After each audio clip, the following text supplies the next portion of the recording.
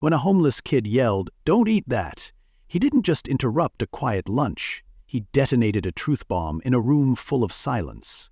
What started as another polished midday at the park cafe unraveled into a scandal so sharp, so public, even the chandeliers seemed to flinch. People say kindness can change lives, but they don't often talk about how it sometimes arrives covered in street dust, with a voice that cracks from hunger. This story isn't about soup. It's about the kind of courage that doesn't come from having everything, but from having nothing left to lose. And if you think you know how it ends, just wait until you see who tries to silence the truth and who decides to speak anyway. Leave a comment below to let us know where you are watching from, and if you like fascinating stories like this, don't forget to hit that subscribe button, because tomorrow we have another incredible story and there are many surprises waiting for you in the next parts. Bernard Green sat like he owned the table, because he did. Not just this one, but most of the others too. At 72, his empire reached from high-rise towers to boardrooms that bent around his name like sunlight through glass. Real estate, logistics, private equity, you name it, he'd flipped it, built it, buried competitors under it. His tailored suit did more than fit, it declared. And yet, his hand trembled slightly as he adjusted his gold-rimmed glasses, scanning the lunch menu like someone hunting for a memory instead of a meal.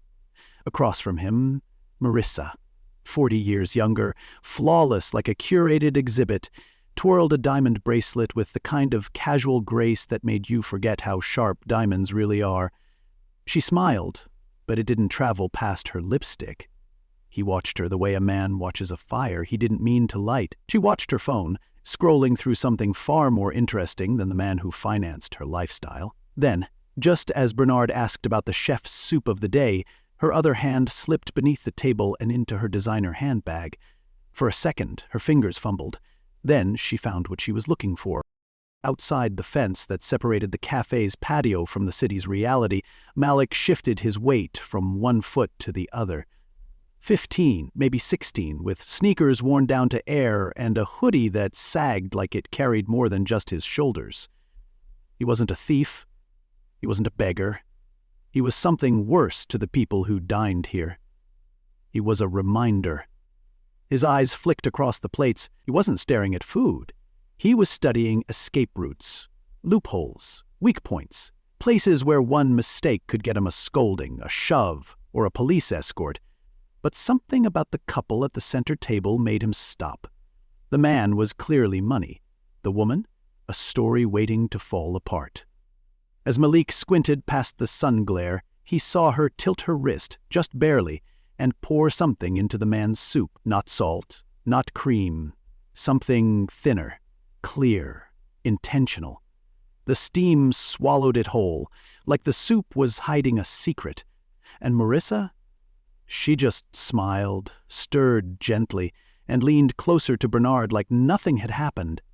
"After everything I've done, you won't ruin this now," she whispered, her voice smooth as silk over broken glass. Malik blinked. Did he hear that? Did anyone else? The waiter hadn't flinched. The couple next to them was too busy posing for Instagram.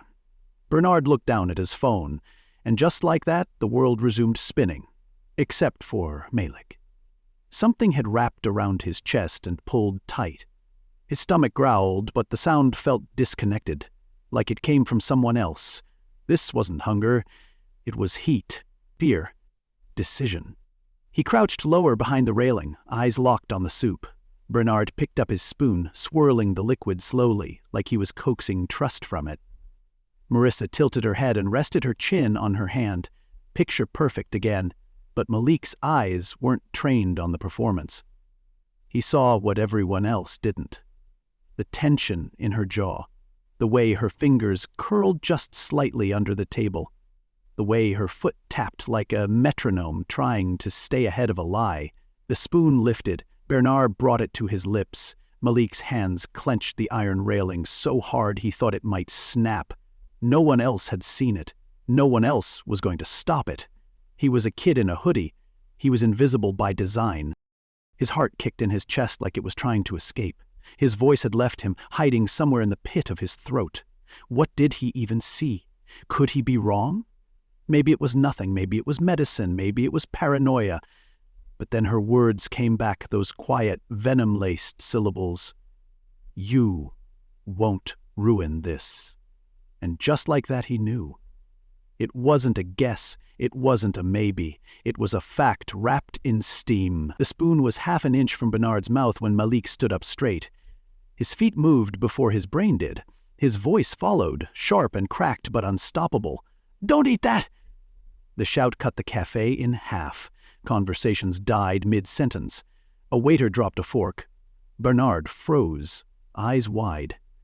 Marissa's head snapped toward the sound, her face shifting from confusion to something much darker, and every patron, every pair of eyes that had spent their lunch pretending Malik didn't exist, turned. In that moment, the air itself changed. It wasn't a cafe anymore. It was a courtroom. It was a stage.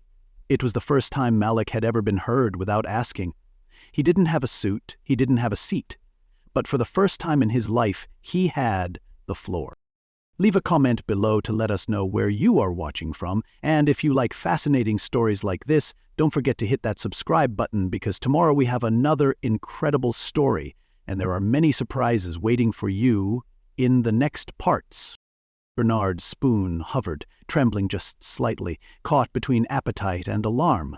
The boy's voice still rang in the air, echoing longer than it should have, as if the cafe walls themselves had paused to listen.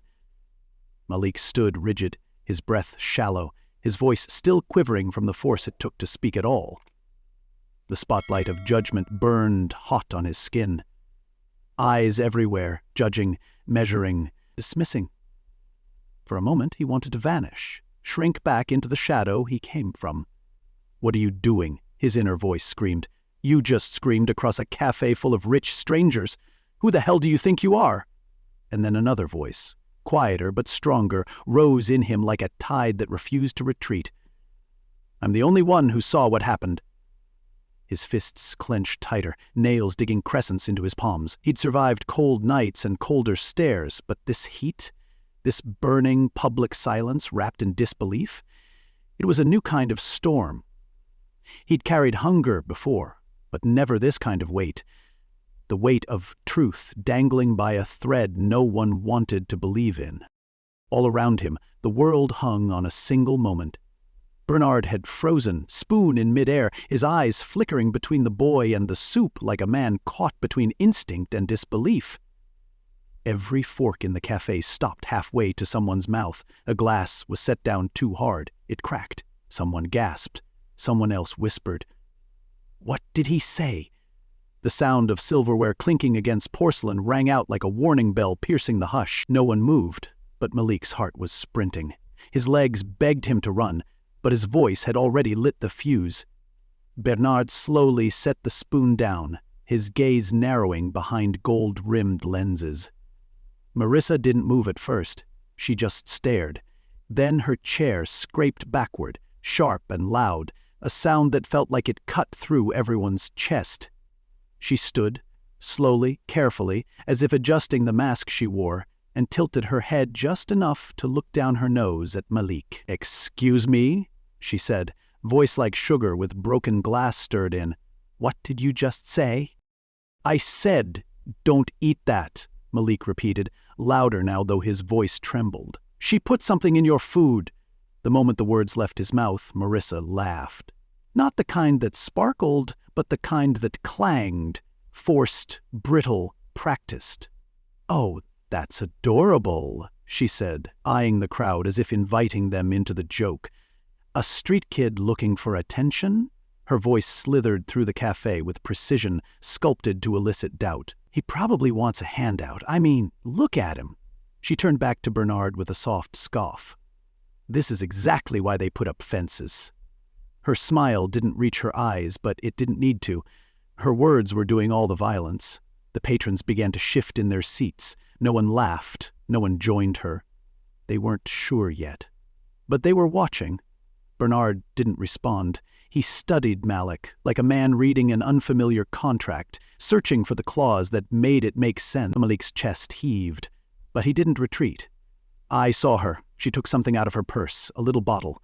She poured it in while you were looking at your phone. Marisa's jaw tensed just enough to betray her. A muscle twitched. She masked it quickly, letting out a sharp exhale, folding her arms. This is ridiculous. He's making it up. Do you really think someone like me would do something like that, here, in public? Her voice dropped to a hiss only Bernard could hear. This boy's trying to ruin you. But Bernard still didn't move. His hand lingered on the edge of the table, fingers twitching slightly, not out of fear, but memory. An old reflex. He'd been lied to before. He'd seen con men, gold diggers, desperate acts dressed up as clever plans. But this didn't feel like that. The boy wasn't angling for money. He didn't want anything. He was just standing there, empty-handed, terrified, and insistent. Bernard looked at him again, slower this time. What did you see, exactly? Malik swallowed hard, still trembling. She waited until you weren't looking. Then she twisted the cap off a little bottle. Clear stuff. I don't know what it was, but she poured it into the soup, then stirred it, and then she said you wouldn't ruin it after everything she's done. A murmur rippled through the crowd like wind through dry grass. Someone at a nearby table shifted their chair closer. Another leaned forward, elbows on the table, not even pretending to sip their coffee anymore.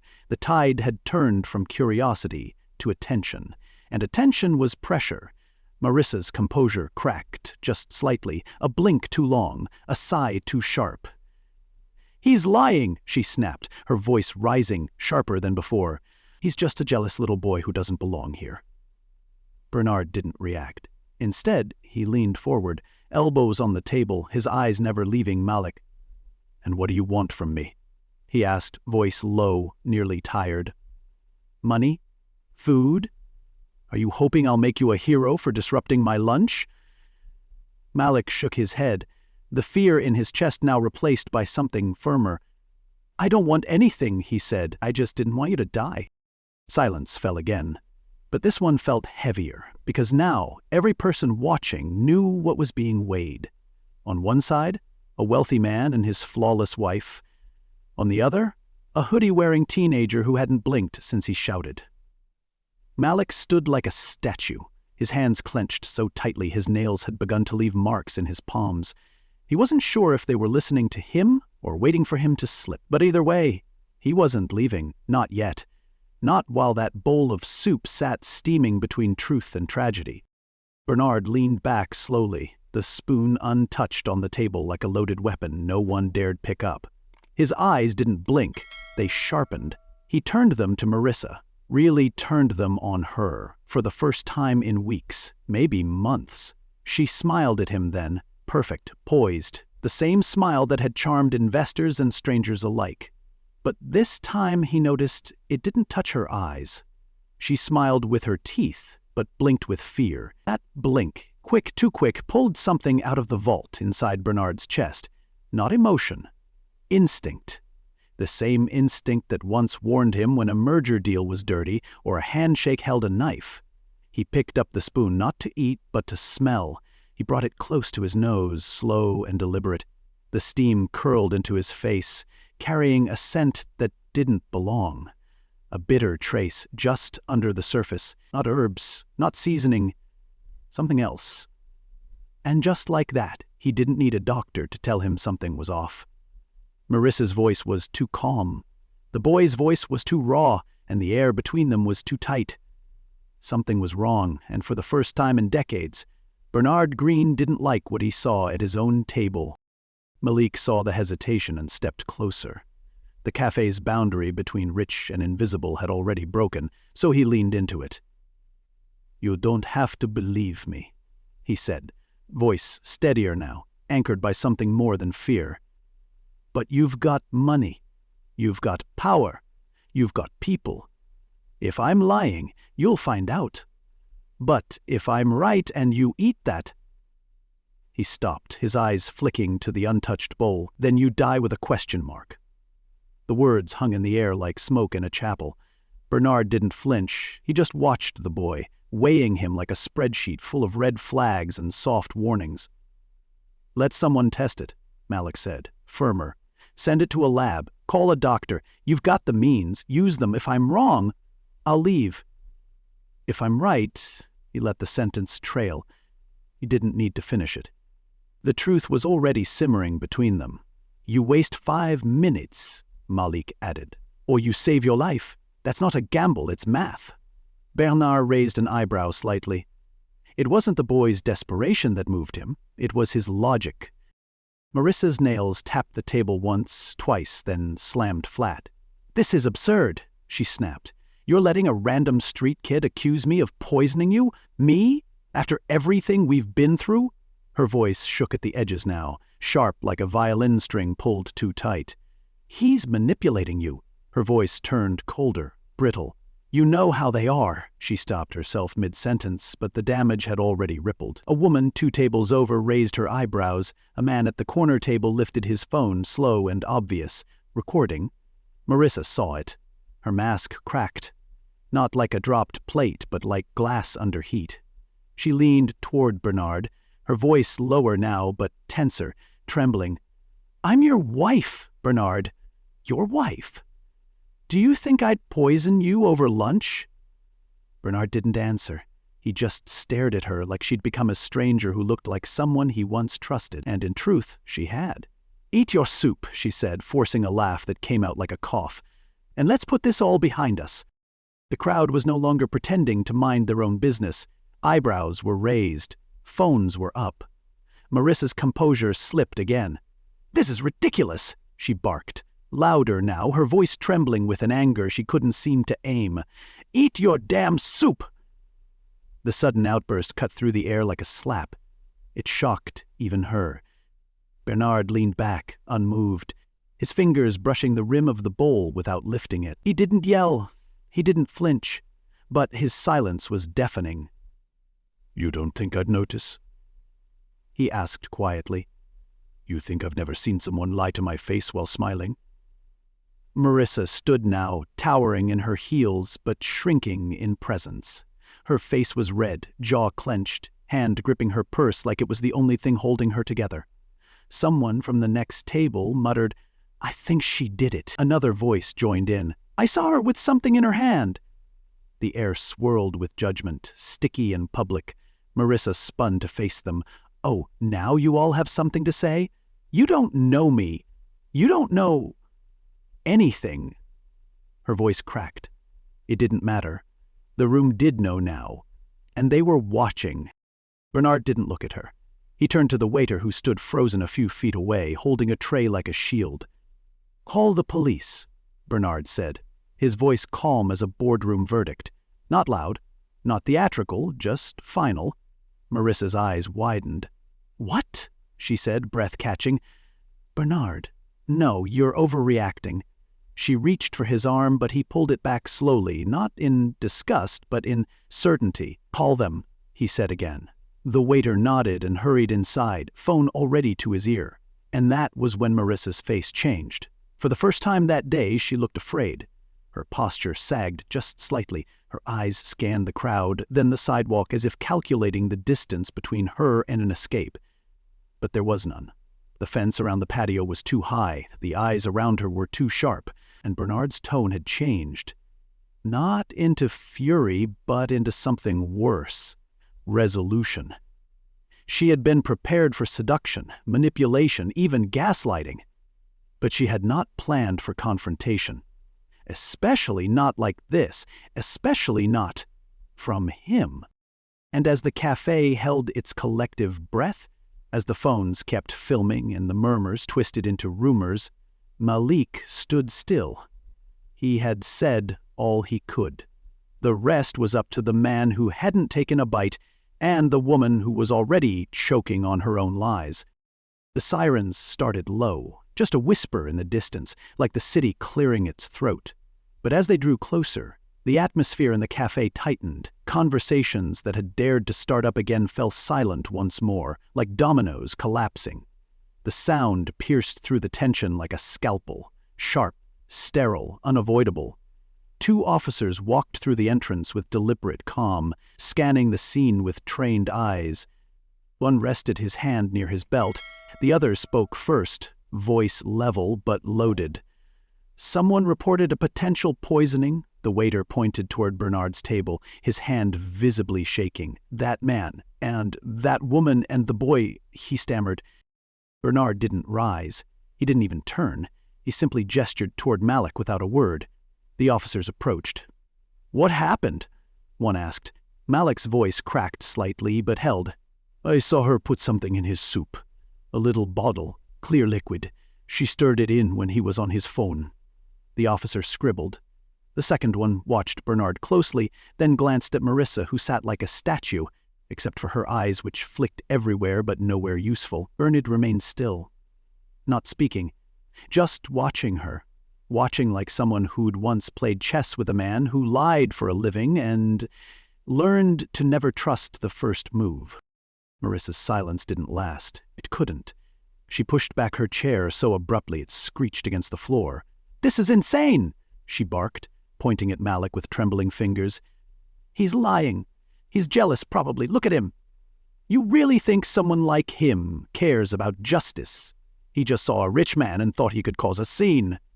Her voice cracked again, too high-pitched, the wrong note, in a room now attuned to truth. "He's manipulating all of you," she added, eyes darting toward the officers.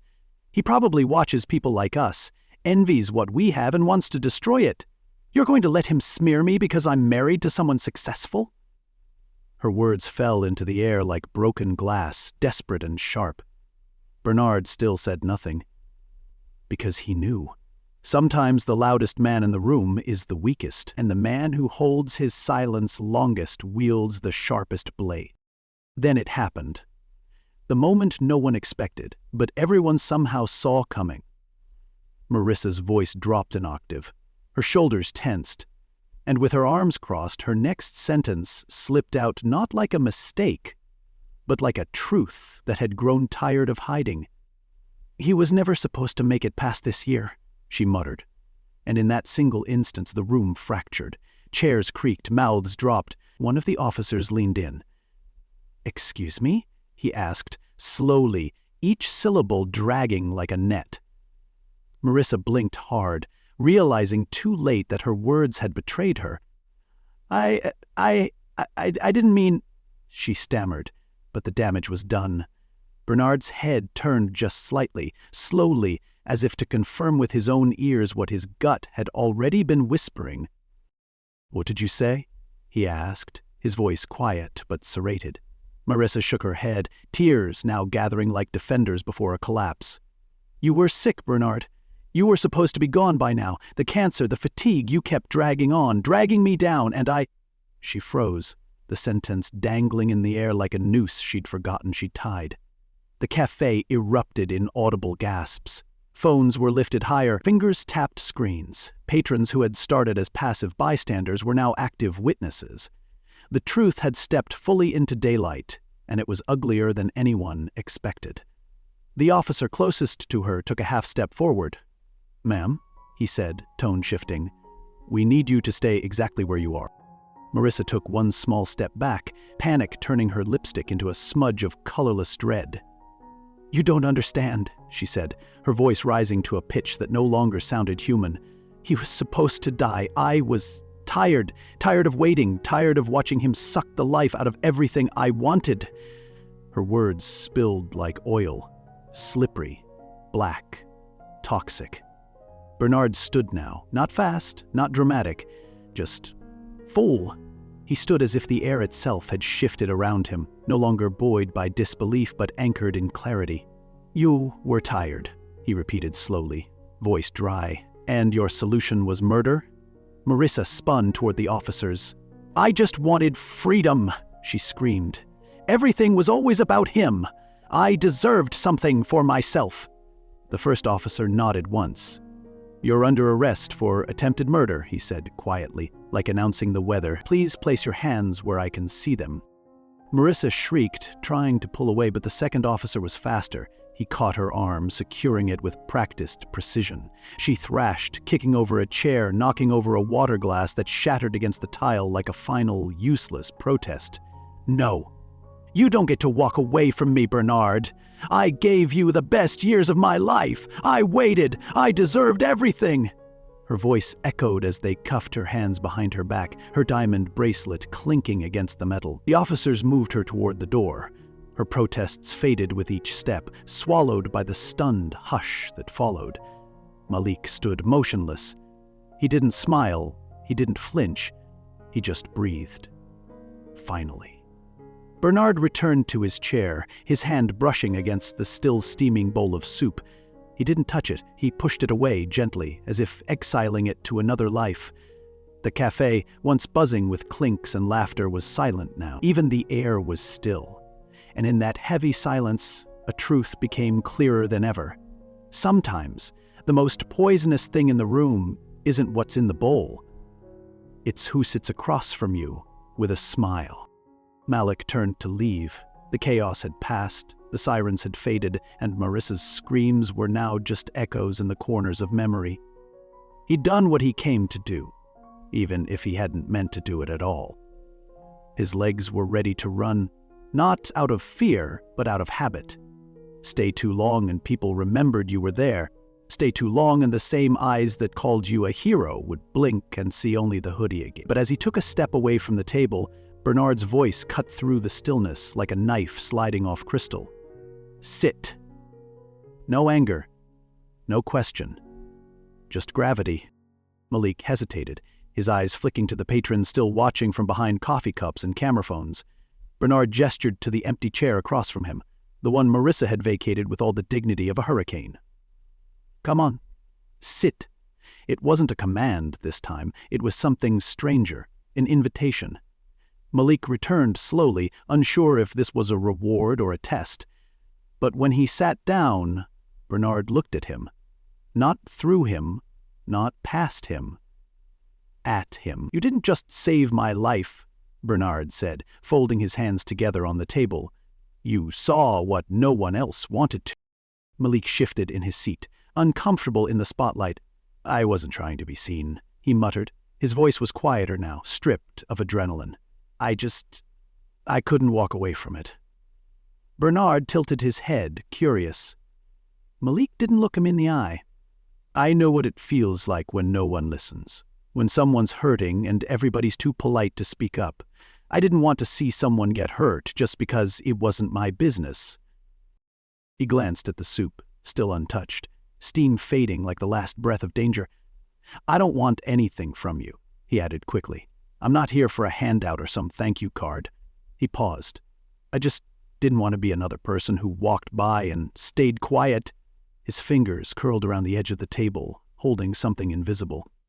"I've been hungry before, but silence eats slower. It stays with you." Bernard exhaled, long and slow, like the kind of breath you take when something inside you starts to shift. He studied Malik, seeing not just a boy but the story beneath the hoodie. "What's your name?" he asked. "Malik," the boy replied. "How long have you been out here?" Bernard asked.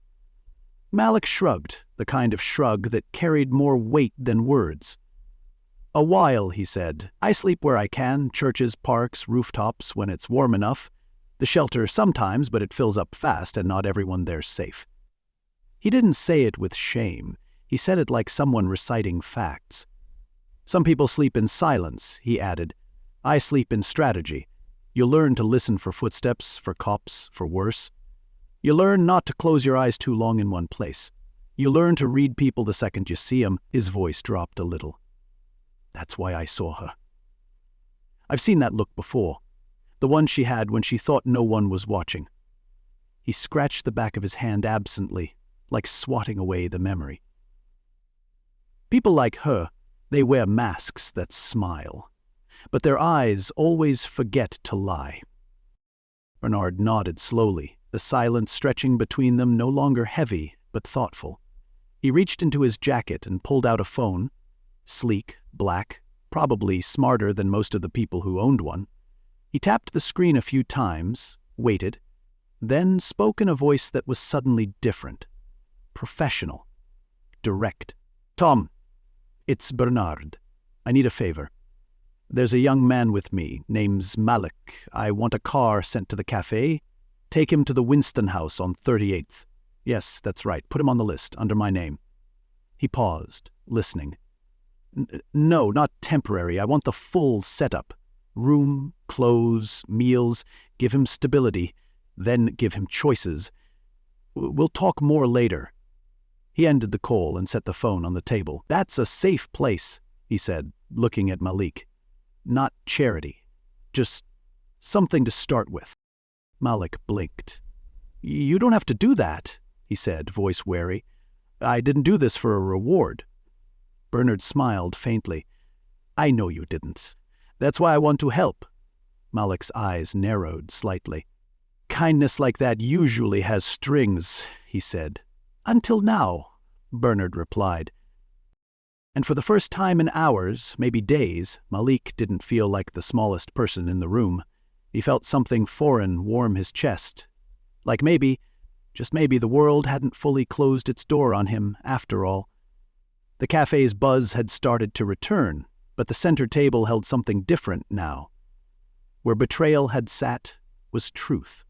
Where a weapon had steamed was an untouched bowl. And across from a man who once owned everything, a boy who'd had nothing just found a seat that couldn't be taken from him. By evening, the cafe had reopened, tables reset, glasses polished, servers instructed to smile wider, move faster, and answer fewer questions. But the air had shifted. It wasn't the same place it had been that morning. The illusion had cracked. Clean white tablecloths couldn't cover the fact that someone nearly died in front of a full house. And it wasn't the food that spoiled the moment.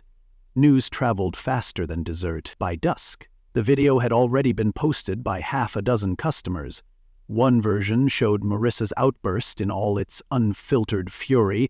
Another captured Bernard's stillness, the weight of silence pressed onto his shoulders. But the one that spread the fastest was grainy, vertical, and ended on a boy in a ragged hoodie shouting with everything he had. "Don't eat that!" Yelp reviews exploded. Some customers praised the food, but all mentioned the moment. One wrote, "Came for the soup, stayed for the scandal, 5 stars for the boy, 1 for management." The cafe's brand of high-end, high-polish now carried a bitter aftertaste. They'd plated elegance. But it was truth that ended up being served raw. And oddly enough, it was the boy, not the billionaire, that people remembered more. Bernard sat in his car longer than necessary, fingers tracing the seam of the steering wheel like it held answers. The engine purred, idle and patient. For a man who'd spent decades making decisions in seconds, today had left him feeling like every choice he'd made needed re-examining. He didn't feel victorious. He didn't feel vindicated. He felt grateful and rattled, not because death had come close. He'd faced that before in the form of diagnoses, surgeries, late-night hospital monitors. What shook him was how quietly betrayal had sat across from him, how normal it had looked, how elegant. It wasn't the poison that scared me, he thought. It was how close I came to swallowing the wrong silence. He glanced at the seat across from him, where Mrtopp had once laughed, posed, played the part. And all he could think was how dangerous it is when beauty wears intention like a perfume.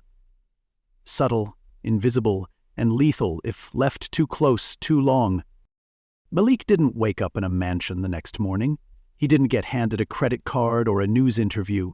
He woke in a warm bed, in a safe room at the Winston House, with fresh clothes folded at the foot, and a knock on the door that offered breakfast without judgment.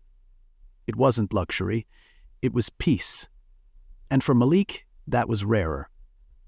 Over the next few days, Bernard kept his word, not just with resources, but with time. He didn't lecture. He listened. He didn't toss money. He asked questions. "What do you want, Malik?" he asked once over lunch. Malik had shrugged. "Not to wake up scared. Not to forget what it feels like to be full." Bernard nodded. And from that day forward, he showed the boy not just how to have, but how to hold on to what mattered. He introduced him to a friend who ran a scholarship foundation. He handed him books, He brought him to meetings, not to impress him, but to include him. Malik was still quiet in rooms, but he no longer felt invisible, and while the world still looked at his hoodie first, they looked twice now. Not because he had money, but because he carried something stronger. A presence born from truth. The man who owned the bank had given him something rarer than cash. He'd given him belief, and it changed the way Malik walked, the way he spoke, even the way he stood when no one was watching. Time passed, but people still talked. The cafe scrubbed its reputation, hired a new chef, and offered a vague public statement full of words like community and integrity, but no one really bought it. Because while brands recover, people remember moments. They remember the boy. The interruption, the confession, the spoon that never touched lips, and in that quiet turning of a single table, something unshakable had happened. A narrative flipped, a pattern cracked. And a boy no one saw became the reason someone survived. Courage doesn't always wear a suit. Sometimes it sleeps in a park and stands up when the world sits down. It doesn't always come with credentials or polish. Sometimes it's late, rough around the edges, and just trying to make it through the day. But when it speaks, when it dares to speak, it echoes, and people listen. Not always right away, not always with applause, but enough to change something, enough to make someone think twice the next time they start to judge the kid in the hoodie. So, if you're wondering whether it matters, whether standing up, speaking out, or doing the right thing when no one else will actually changes anything, remember Malik. Remember the moment he had nothing to gain but did it anyway. Remember the spoon that never reached the mouth, the woman who cracked, the man who paused, and the cafe that thought it was untouchable. And if you ever doubt the power of a voice with nothing to lose, just ask the people who were there that day. The ones who looked down at their soup, then up at a kid, and realized that sometimes kindness doesn't come from the top down. It rises from the curb, from the margins, from the quietest corners, and saves lives before dessert is served. Because kindness isn't always polished. Sometimes it's hungry, and sometimes it saves your life. Leave a comment below to let us know where you are watching from, and if you like fascinating stories like this, don't forget to hit that subscribe button, because tomorrow we have another incredible story, and there are many surprises waiting for you in the next parts.